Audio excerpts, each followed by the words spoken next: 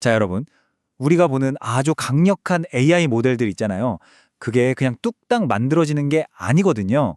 그 뒤에는 정말 치열한 분투가 숨어 있습니다. 오늘 바로 그 화려한 결과물 뒤에 감춰진 한 개발자의 진짜 아주 현실적인 싸움의 기록을 한번 따라가 보려고 합니다. 흔히 AI 개발이라고 하면 뭔가 되게 깔끔하고 자동화된 과정을 떠올리기 쉽잖아요. 근데 현실은요, 기술적인 한계와의 싸움 그 자체입니다. 특히 메모리와의 전쟁은 뭐 거의 숙명이라고 할 수 있죠. 오늘 우리가 볼 건 바로 이 디버깅 로그자예요. 어떤 이론서도 아니고 한 개발자의 터미널에서 그대로 가져온 생생한 기록입니다. 여러분이 마치 그 개발자가 된 것처럼 문제 해결 과정을 한번 같이 따라가 보시죠. 자, 그럼 시작해 볼까요? 이 개발자의 첫 번째 임무는 아주 명확했습니다. 그라운딩 디노라는 굉장히 큰 비전 모델이 있는데요. 이걸 GPU 여러 개를 써서 풀 파인 튜닝, 그러니까 완전 미세 조정을 해보겠다는 거였죠. 아주 야심찬 목표입니다. 그래서 개발자의 첫 시도는 이랬습니다. 좋아, GPU 2개를 다 써서 이 작업을 한 번에 처리해버리자. 이게 바로 그의 멀티 GPU 전략의 첫걸음이었어요. 그런데 결과는요? 아주 그냥 간결하고 충격적이었죠. 바로 실패. 그리고 드디어 우리 이야기의 첫 번째 빌런이 등장합니다. 바로 그 악명 높은 메모리 부족 오류, 아웃 오브 메모리 에러죠. 딱 봐도 아시겠지만 GPU가 이 거대한 모델의 크기를 도저히 감당하지 못하겠다 하고 손을 들어버린 겁니다.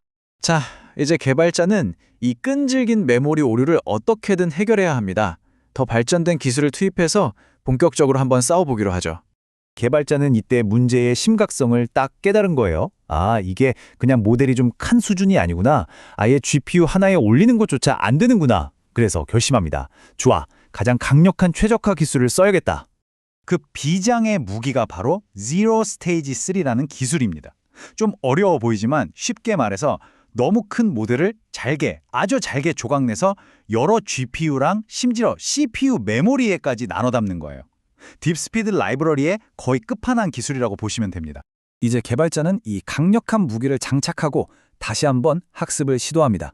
이번에야말로 되겠지 하는 기대를 품고요. 근데 정말 놀랍게도 결과는 똑같았습니다. 여전히 메모리 부족. 아니, 가장 강력한 무기를 썼는데도 이 메모리의 벽을 뚫지 못한 거죠. 정말 끈질긴 문제입니다. 여기서 개발자는 새로운 가설을 세웁니다. 잠깐만. 혹시 문제의 원인이 모델 크기 자체가 아니라 GPU들끼리 데이터를 주고받는 그 통신량 때문이 아닐까? 하고 말이죠. 그래서 개발자는 버킷 사이즈, 그러니까 통신 버퍼의 크기를 줄여보기로 합니다. 이게 일종의 트레이드 오프인데요. 버킷을 작게 만들면 한 번에 쓰는 메모리는 줄어들지만 전송을 더 자주 해야 하니까 속도가 느려져요. 반대로 하면 메모리는 많이 쓰지만 빠르고요. 지금은 속도가 문제가 아니죠. 무조건 메모리입니다. 그래서 개발자는 버퍼 크기를 5MB, 그리고 거의 한계치인 1MB까지 줄여가면서 정말 끈질기게 시도합니다. 하지만 결과는 보시다시피 전부 실패였습니다. 자, 이제 이 이야기에 아주 중요한 전환점이 찾아옵니다. 개발자가 기존에 고수하던 멀티 GPU 전략 자체를 포기하기로 결정한 거죠. 여러분이 만약 이 개발자라면 이 상황에서 어떤 결정을 내리시겠어요? 쓸 수 있는 방법은 거의 다 써봤는데 계속 실패했단 말이죠. 여기서 개발자가 마침내 진짜 원인을 딱 깨닫게 됩니다. 핵심은 이거였어요. 모델 자체가 문제가 아니라 GPU 2개가 서로 데이터를 주고받는 그 통신 비용, 그게 메모리를 잡아먹는 주범이었던 거죠. 아하, 그래서 아주 과감한 결정을 내립니다. 좋아, 그럼 GPU 하나만 쓰자. 이렇게 전략을 완전히 바꿔버린 거예요. 그리고 이 새로운 전략은 아주 간단한 변화에서 시작됩니다. 여러 GPU를 고집하는 대신에 그냥 딱 하나의 GPU에만 집중하는 거죠. 이 작은 숫자 하나의 변화가 사실은 엄청난 발상의 전환이었던 셈입니다. 아, 이제 드디어 메모리 문제가 해결되나 보다 싶었던 바로 그 순간이었어요. 완전히 새로운 그리고 훨씬 더 교묘한 타입의 적이 나타납니다.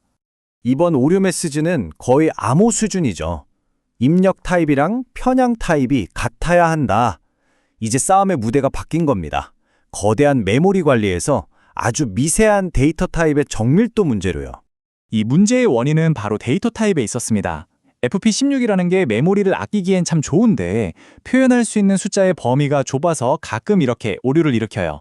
반면에 BF16은 정밀도는 좀 낮아도 FP32처럼 넓은 범위를 다룰 수 있어서 훨씬 안정적입니다. AI 학습에 많이 쓰이죠.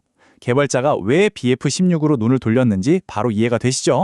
이 타임라인을 보면 개발자의 끈질긴 싸움을 정말 잘 보여줍니다. 처음엔 자동으로 타입을 바꿔보려고 시도하고 안 되니까 결국 BF16으로 바꿨는데 또 다른 문제가 생기죠. 그래서 마침내 내린 결론은 아예 모델을 불러올 때부터 무조건 BF16으로 고정시켜버리자. 이게 가장 확실한 방법이었던 겁니다.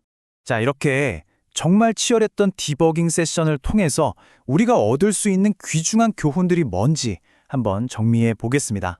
우리가 이 개발자의 여정에서 얻은 교훈은 아주 명확합니다. 첫째, 멀티 GPU가 무조건 좋은 게 아니라는 것. 통신 비용은 절대 무시할 수 없어요. 둘째, 데이터 타입 같은 아주 미묘한 문제가 때로는 거대한 메모리 문제보다 더 풀기 어려울 수 있다는 점. 셋째, 디버깅이란 건 결국 가설을 세우고 실패하면 과감하게 전략을 바꾸는 과정의 연속이라는 거고요.